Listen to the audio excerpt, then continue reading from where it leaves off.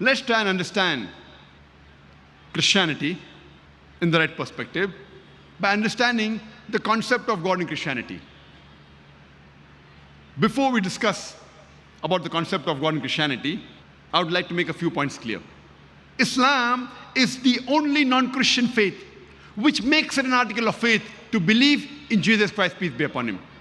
No Muslim is a Muslim if he does not believe in Jesus Christ, peace be upon him. We believe that he was one of the mightiest messengers of Allah subhanahu wa ta'ala, of Almighty God.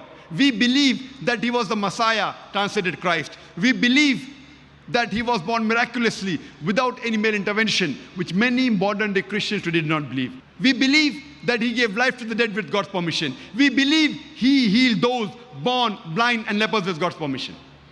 The Christians and the Muslims, we are going together. But one may ask, then where is the parting of ways? The parting of ways is that most of the Christians believe that Jesus Christ, peace be upon him, he claimed divinity. He said that he was Almighty God. In fact, if you read the Bible, there is not a single unequivocal statement in the complete Bible where Jesus Christ, peace be upon him, himself says that I am God, or where he says worship me. I'll let repeat.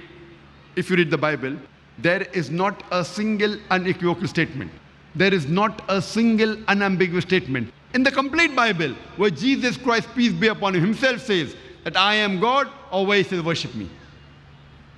In fact, if you read the Bible, Jesus Christ, peace be upon him, himself said, it's mentioned in the Gospel of John, chapter number 14, verse number 28. Jesus Christ, peace be upon him, said, my Father is greater than I.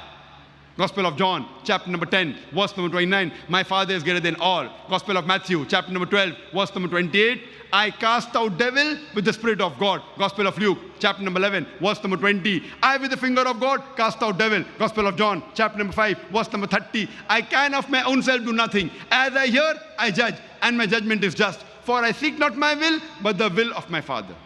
Anyone who says, I seek not my will, but the will of Almighty God, he's a Muslim. Jesus Christ, peace be upon him, was a Muslim. He never claimed divinity. It's clearly mentioned in the Bible, in the Gospel of Matthew, chapter number 5, verse number 17 to 20. Jesus Christ, peace be upon him, says, think not that I have come to destroy the law of the prophets. I have come not to destroy, but to fulfill.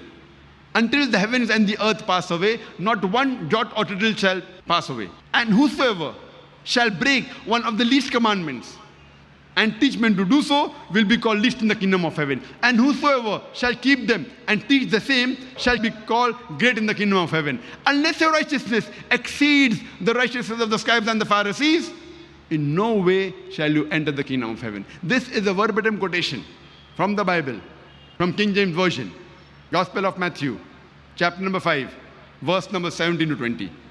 Jesus Christ, peace be upon him, said that if you want to enter paradise, you have to be better than the Jews. You have to follow each and every commandment. Unless your righteousness exceeds the righteousness of the scribes and the Pharisees, in no way shall you enter the kingdom of heaven. That means you have to follow all the laws and commandments that were sent by earlier prophets, including Moses, peace be upon him, that God is one who has got no images, etc. Jesus Christ, peace be upon him, he never claimed divinity. In fact, he said, it's mentioned in the Gospel of John, chapter number 14, verse number 24. Jesus Christ, peace be upon him, said, the words that you hear are not mine, but my Father's who has sent me. It's mentioned in the Gospel of John, chapter number 17, verse number 3. Jesus Christ, peace be upon him, says, this is life eternal, so that you may know there is one God, and Jesus Christ whom thou hast sent. It's mentioned in the Gospel of Matthew, chapter number 19, verse number 16 and 17. There's a person who approaches Jesus Christ, peace be upon him, and tells him that, good master, what good things should I do so that I shall enter eternal life? Asking, what good things should I do so that I shall go to paradise? Jesus Christ, peace be upon him, replies, why thou callest me good? Leave aside God, G-O-D, why thou callest me good? And there's only one good, that is Father in heaven, that is Almighty God. And if you want to enter eternal life, you keep the commandments. Jesus Christ, peace be upon him, did not say that if you want to enter Jannah, if you want to go to paradise, you believe that I'm God. He didn't say that you believe that I died for your sins on the cross. He said, if you want to enter Jannah, if you want to enter eternal life, you keep the commandments. And it's clearly mentioned in the book of Acts, chapter number 2, verse number 22. Ye men of Israel, listen to this. Jesus of Nazareth, a man approved of God amongst you by wonders and miracles and signs which God did by him, and you are witness to it. A man approved of God amongst you by wonders and miracles and signs which God did by him, and you are witness to it. And when Jesus Christ, peace be upon him, was asked, that which is the first of the commandments, he repeated verbatim what was said by Moses, peace be upon him, earlier.